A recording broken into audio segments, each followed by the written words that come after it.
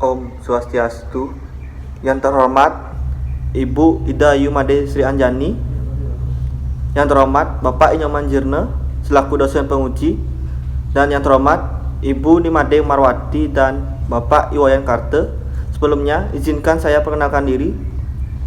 Saya Iwan Wima Prada Putra dengan NIM P071340191102. Dan di sini saya akan mempresentasikan usulan penelitian saya yang berjudul Identifikasi kandungan borak dan formalin pada tahu di Pasar Tradisional Kuta, Kabupaten Badung. Bab 1, latar belakang. Tahu merupakan produk makanan dengan bahan baku kedelai berbentuk padatan dan berstruktur lunak. Tahu merupakan media yang cocok untuk pertumbuhan mikroorganisme yang menyebabkan tahu tersebut cepat basi dan berbau busuk. Penyalahgunaan bahan tambah makanan yang tidak sesuai dengan peruntukannya telah menimbulkan banyak keresahan di masyarakat.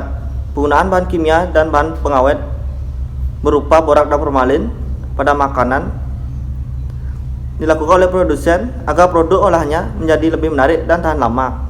Berdasarkan pada penelitian sebelumnya, didapatkan kasus borak pada wilayah Perumahan Dalung Permai, Kabupaten Badung. Pemeriksaan dilakukan pada 36 sampel makanan yang diperiksa, didapatkan kerupuk beras positif mengandung borak. Dan kasus formalin berdasarkan hasil penelitian yang telah dilakukan kepada pedagang tahu yang berjualan di Pasar Badung. Dari 27 sampel terdapat 74% sampel positif formalin dan 26 sampel tahu negatif formalin. Untuk pengujian kelayakan suatu makanan dapat dikonsumsi, dapat dilakukan pengujian identifikasi kandungan borak menggunakan uji nyala api dan formalin menggunakan uji KN4. Rumusan masalah berdasarkan uraian di atas, pokok permasalahan yang ditimbulkan dalam masalah ini adalah apakah ada kandungan borak dan formalin pada tahu yang dijual di Pasar Tradisional Kuta, Kecamatan Kuta, Kabupaten Badung. Lalu tujuan umum yaitu mengetahui adanya tahu yang mengandung borak dan formalin. Tujuan khusus mengidentifikasi kandungan borak pada tahu di Pasar Tradisional Kuta, Kecamatan Kuta, Kabupaten Badung. Kedua, mengidentifikasi kandungan formalin pada tahu di Pasar Tradisional Kuta, Kecamatan Kuta, Kabupaten Badung. Manfaat penelitian. Manfaat teoritis, hasil penelitian ini dapat menambah wawasan bagi peneliti dan dapat dijadikan sebagai pedoman untuk pengembangan penelitian ke depannya dalam menghadapi kemajuan di bidang kesehatan pangan berbasis pada pemeriksaan laboratorium. Manfaat khusus, dapat memberikan edukasi serta mengetahui informasi mengenai bahaya borak dan formalin bagi kesehatan. Yang kedua, meningkatkan rasa kewaspadaan masyarakat terhadap bahayanya borak dan formalin. Bab 2, tinjauan pustaka. A. Tahu adalah makanan produksi menggunakan kedelai yang difermentasikan dan diambil sarinya. Tahu merupakan suatu produk makanan berbentuk padatan lunak yang dibuat dari kedelai melalui pengendapan dan tanpa penambahan bahan lainnya yang diizinkan. Komposisi tahu umumnya yaitu kadar air 84-90% air, protein 5-8%, lemak 3-4%, dan karbohidrat 2-4%. Lalu yang B, bahan tambah pangan. Bahan tambah pangan adalah bahan yang ditambahkan pada pangan untuk mempengaruhi sifat atau keadaan pangan. Bahan yang ditambahkan pada makanan agar menjaga kualitas dan meningkatkan rasa. Hal yang perlu diwaspadai adalah penyalahgunaan BTP atau bahan-bahan kimia berbahaya bagi kesehatan manusia, meskipun dalam jumlah sedikit secara otomatis dilarang untuk ditambahkan dalam makanan atau minuman. Lalu yang C, pengawet. Pengawet umumnya digunakan untuk mengawetkan pangan yang mempunyai sifat yang mudah rusak. Bahan ini dapat menghambat proses fermentasi, pengasaman atau peruraian yang disebabkan oleh mikroba. Pada saat ini masih banyak ditemukan penggunaan bahan pengawet yang dilarang namun digunakan untuk makanan dan berbahaya bagi kesehatan. Menurut Peraturan Kementerian Kesehatan Republik Indonesia Nomor 33 Tahun 2012, borak dan formalin merupakan salah satu bahan tambah yang dilarang digunakan dalam makanan.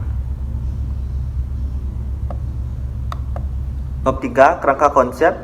Yang A, kerangka konsep. Faktor-faktor yang dapat mempengaruhi tahu adalah bahan tambah pangan yang ditambahkan pada pangan untuk mengaruhi sifat atau keadaan pangan. Bahan tambah pangan, khususnya bahan pengawet, menjadi semakin penting seiring dengan inovasi untuk menciptakan bahan makanan. Makanan itu perlu dilakukan identifikasi kandungan borak dan formalin pada tahu untuk mengetahui ada atau tidaknya pengawet berbahaya pada tahu tersebut.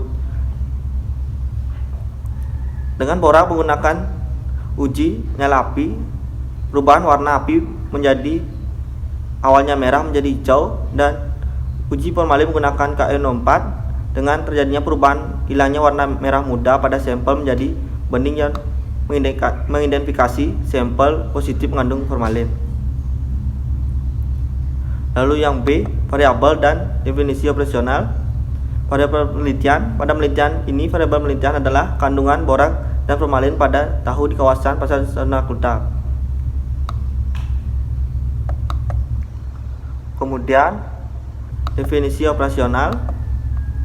Tahu merupakan makanan yang diproduksi menggunakan kedelai,